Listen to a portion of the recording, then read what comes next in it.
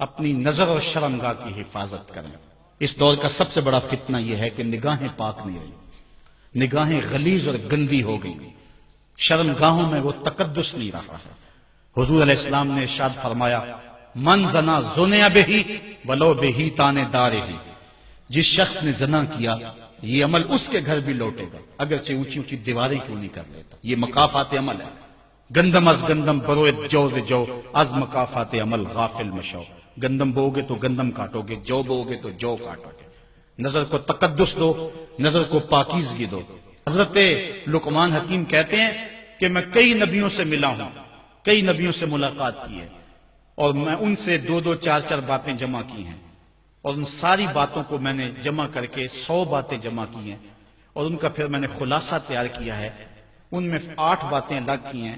ان 8 باتوں میں ایک بات یہ ہے، جب کسی کے گھر جاؤ تو نظر کو حفاظت میں رکھو۔ جس شخص کے مہمان بنو، جس کے گھر جاؤ، تمہاری نظر نہ بھٹکنے پائے۔ نظر اگر غیر محرم کو شہوت سے دیکھتی ہے، حدیث میں آتا ہے کل قیامت کے دن جہنم کی آگ سے بھر دی جائے گی، وہ سخت رسوا ہوگا۔ آج میڈیا کی آوارگی اور انٹرنیٹ پہ جو کچھ ہو رہا ہے، ٹیلی ویژن اور سینما جو بدتمیزی پھیلا رہے ہیں، اور موبائل پیکج جس طرح بے حیائی کو فروغ ہو رہا ہے، ہم اس کے خلاف پوری قوت کے ساتھ بند باندھیں۔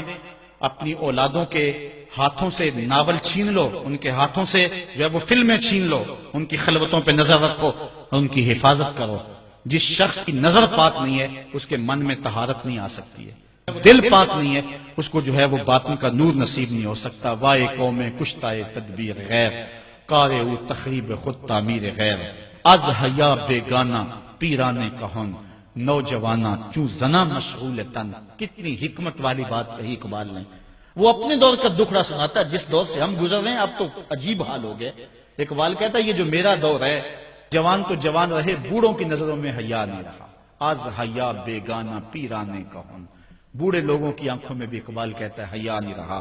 نوجوانہ چوں زنا مشغول تن، اور نوجوان عورتوں کی طرح اپنے تن کے ساتھ لگے ہوئے ہیں، اپنے تن کو سنوارنے میں ہر وقت کنگھی پٹی میں لگے ہوئے ہیں۔ یہ مردوں کا کام نہیں ہوتا، یہ دلیروں اور بہادروں کا کام نہیں ہوتا، یہ عورتوں کے وظیفے ہیں۔ در دل شاں آرزوہا بے ثبات، مردہ زائن از بطون امہات۔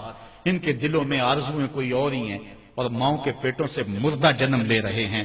دخترانے او بزلف خود اسیر، شوخ چشموں خود نماؤ خردہ گیر۔ اور قوم کی بیٹیاں اپنی زلف کی خود قیدی ہو چکی ہیں، اور ہر وقت جو ہے وہ اپنے آپ کو آئینے میں دیکھتی رہتی ہیں۔